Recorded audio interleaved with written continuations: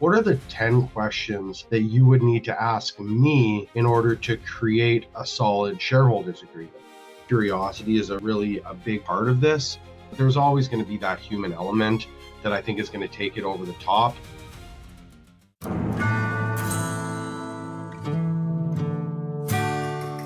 Thanks for having me, Dan. My name's Steve Langston, entrepreneur from Knoll, Manitoba.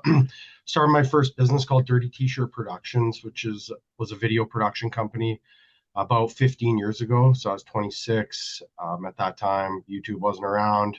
Facebook didn't have video, so I was very, very early into that. I've had a great career to date, gone around the world with the company, and I just love entrepreneurship. About 8 years ago, when we moved to a small rural community, I started to fulfill my kind of lifelong dream of being a real estate investor. We took our first small house, fixed it up, and now 8 years later, probably renovated around 25 to 30 properties in our region. Seen a town go from what people were calling destitute to thriving. And so I'm really passionate about rural communities. I think our rural communities actually tie in very well with the AI trend, because I think our larger metropolitans are going to have a pretty tough go with some of the job losses and efficiencies that are gained by AI, and we're already kind of seeing that. But I think that our small rural communities are very well positioned into the future. I think people are going to be hunting for quality of life, safety, affordability, and employment. I think that rural communities have all of those things. So when we're investing in these smaller communities, we really look at it as kind of like a hedge to some of the consequences of AI and how they may affect the job market. And so over the last kind of 12 months, I've really started to dig into AI and just having conversations with people that I thought were very smart and trying to learn how it can impact my business.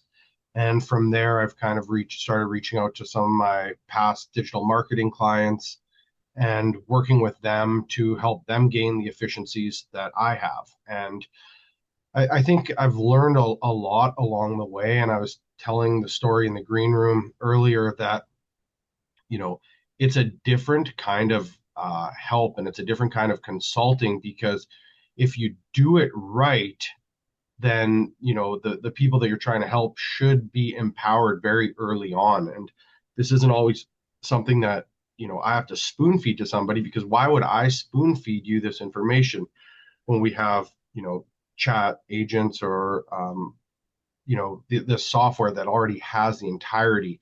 So what I really try to get people to focus on is just developing their AI literacy, as well as figuring out smart prompts, right? So I use an example in a TikTok I did recently that did pretty good. And, my banker said, okay, you need a shareholders agreement on this project.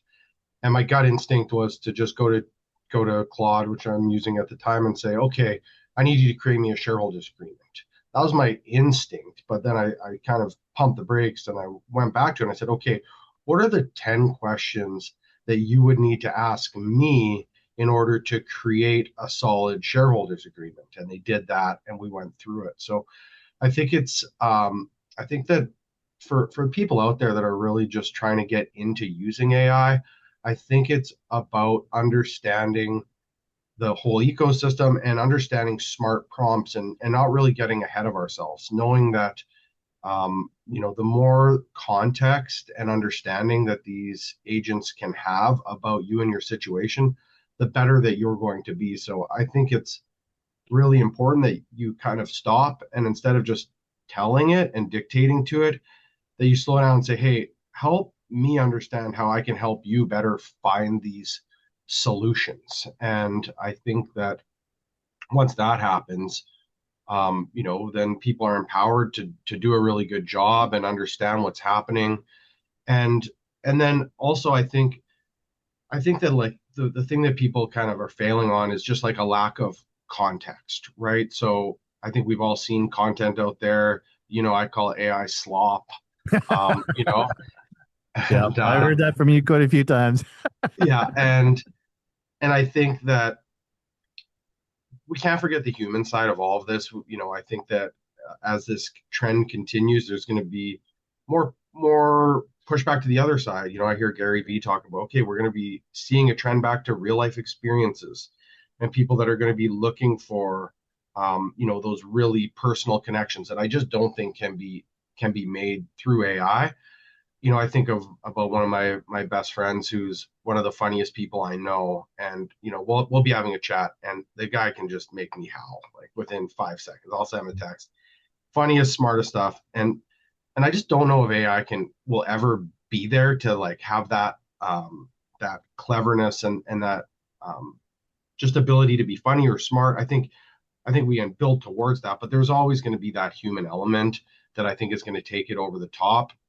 So I think it's about understanding what AI can do, understanding its limitations, and then understanding when you actually need to inject, that human side of it. So Yeah. second thing, second point that I just kind of wanted to make is when I was talking about that AI consulting and how I help people.